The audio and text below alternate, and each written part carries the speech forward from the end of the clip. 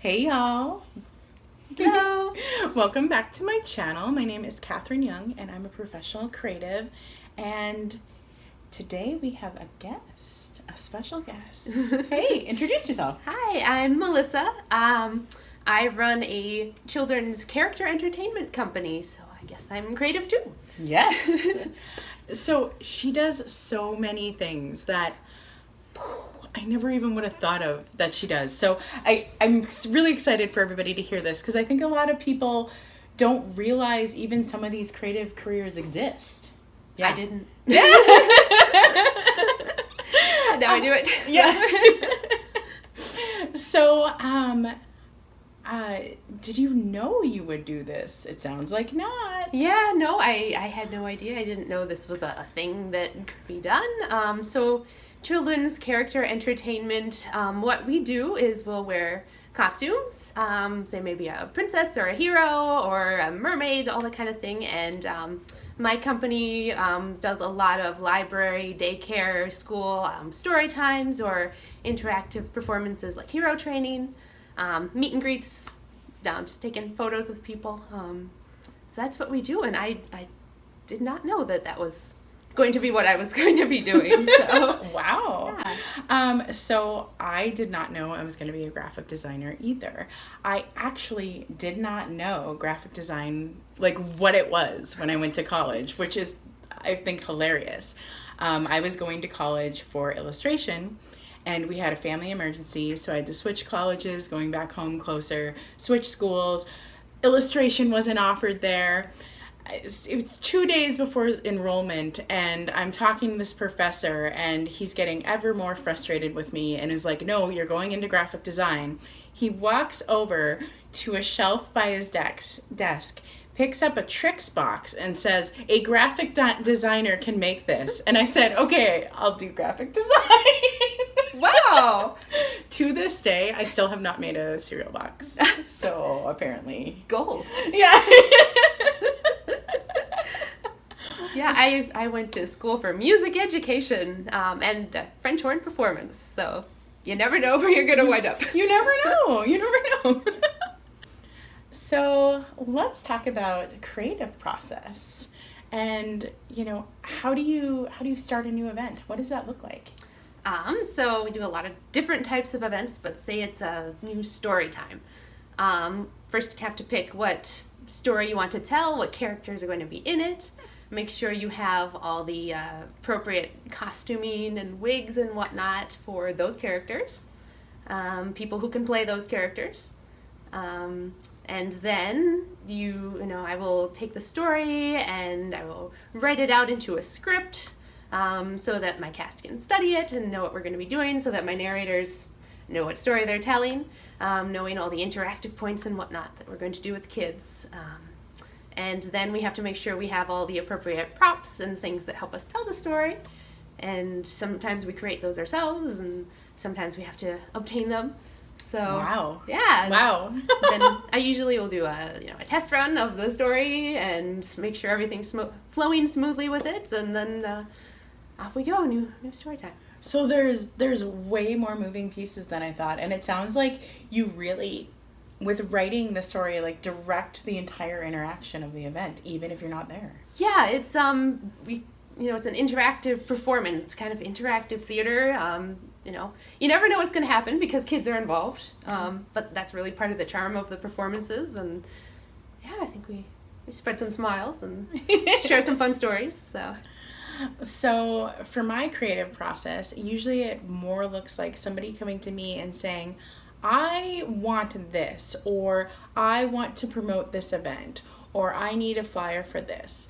And usually I'll just make them what they want, unless I can realize, like, hey, a flyer wouldn't be the best thing for you. Let's do a Facebook event. Or, hey, have you thought about advertising on a website?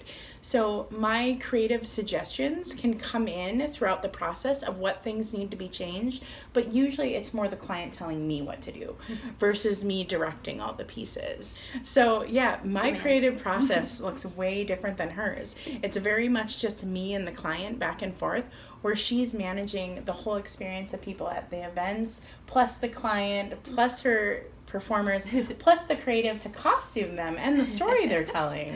So that's like... I have a kid too. Oh, yeah, and she's managing her family too. I mean, way different creative process, but yet we're both creating something in the end. That's really cool. Tell me about managing people in business. Managing people. Yeah, I mean, so as a graphic designer, I don't really manage people. As I was saying, I really manage just projects and the collateral that supports different projects. So I'm not managing people. I also don't run my own business, not really. I do side work and freelance work, but I have a 9-to-5 job where I'm employed for a nonprofit. So I'm not managing people in the way you are. Yeah, we are an LLC. I run that. I own it. I do all the associated fun businessy licenses and taxes and all that fun stuff. I work with a lot of, the people who are bringing us in, the clients. I communicate with them. I get the contracts in and out. I manage a cast of 20-ish people. That's a lot of people. Yeah. There's a kind of a close-knit main cast and then an extended cast that we'll go to depending on what we need. So where I just manage like singular projects or I just work with a client, it really sounds like you're managing everything from costumes and people and clients and the story and the interaction that's even happening when you're not there. Like that's amazing logistics, and like people don't even realize what it takes to make one thing happen, and you're doing all of it. All right, so here's a topic that is a little controversial. What about free work, my dear? I think creative fields, people are always going to be asking for something because they believe that it will give, us exposure and that we can, perform for them for exposure. And that... I respond to them. We save our free appearances, our free work for kids who are sick or underserved, because that's where we really want to dedicate, our donations and our time, the energy that goes into that. Yeah, so we limit our free work to that, because exposure, it doesn't really get to where we're going. I don't get a bunch of libraries, a bunch of librarians coming to a story time who are then going to book more story times, or, a bunch of people coming to a meet and greet who are going to then, book a bunch of programs. It's not really a logical fit. Yeah. And it costs me money, paying my cast. It costs us equipment upkeep, laundry, reselling the wigs. Yeah, I never even thought about the idea of they have to launder it after every use. They have to restyle. That piece I never thought about. Yeah. Yeah. And so for me, I get asked to do free work a lot. And usually instead of people pitching it as exposure, they're like, oh, could you just do this little thing for me? And it's almost like they're acting like I have the time or it's not that big of a deal, so it should be free. And what happens is, because I'm a people pleaser, I used to always say yes and always do it, but there would be resentment building up inside me. And most of the time, the people that were just asking for this little thing, they ended up not being an actual project manager. So I would be trying to get approvals, trying to get things moving through, and then that adds work to my plate, not just designing, but project managing. And then also, they would be nitpicking my work more than a typical client also. And so it's like, oh, so if you knew better, why did you need me to do this? So it's no bueno. It's just not good. Yeah. I've really gotten good at saying no, and I've really gotten good with understanding that I might not have capacity. And so if I'm saying no to you, and you still see me working on my personal work, it's not because I have free time. It's because I'm working on some skill that I need to improve. Yeah. So here's something I've been wondering. Where do you keep all the costumes? So fortunately, my mom, who is my rock and just my partner in all of this, my company would not exist without her. She's a royal seamstress and helps with all the costume maintenance and laundry and things being a mom, that I would not be able to handle without her help. Her house has more storage space than mine does. There we go. There we go. So a big portion of my old bedroom has bookcases and shelves all over the walls to hold wigs on wig heads. We have about 100 of them. Wow. And we've That's got a lot. closets full of costumes and ball gowns and everything. We've got bins stacked up in corners that hold, some of the superhero suits and whatnot. Wow. And in the basement, there's a big giant, piles of crinolines and hoop skirts that take up lots of space. So Nice. Yeah. Thank you, well- Mom. So, as you can tell, you would need a storage unit if Yeah. she didn't have the extra space, right? Yep. Yeah. So having a company like this, like, you probably can't do it out of like a house, a typical house. Unless you're dedicating a big chunk of your house. Yeah. Yeah. Thanks, Oh. Mom. Yet again, another logistic like I've never thought about. And for me, my artwork, as you can see, like some of it just hangs on the walls, right? And I actually joke with people. I have a closet gallery over there. Maybe I'll put in some B-roll of it for people. But I do. I have a closet gallery where all this work is hung up on the walls in the closet. Because where do you put it? Somewhere. Yeah, where do you put it? Where do you put storage? So tell me a little bit about costume creation and what that entails. So I'll start with a sketch to kind of figure out what style I want and what pieces I'll need, what types of fabric I'd like to use. That's really cool that you do the concepting. Yeah. That's awesome. Yeah, it's one of the fun parts. Yeah. Then you have to try to, make that concept work. So we'll find search out the right fabrics, get them in, make sure they're working the way you want, find if you need pattern pieces you want to do a certain bit with, or if you're going to drape it, make it without a pattern. Usually I'll do a little bit of both, depending on what I'm going for.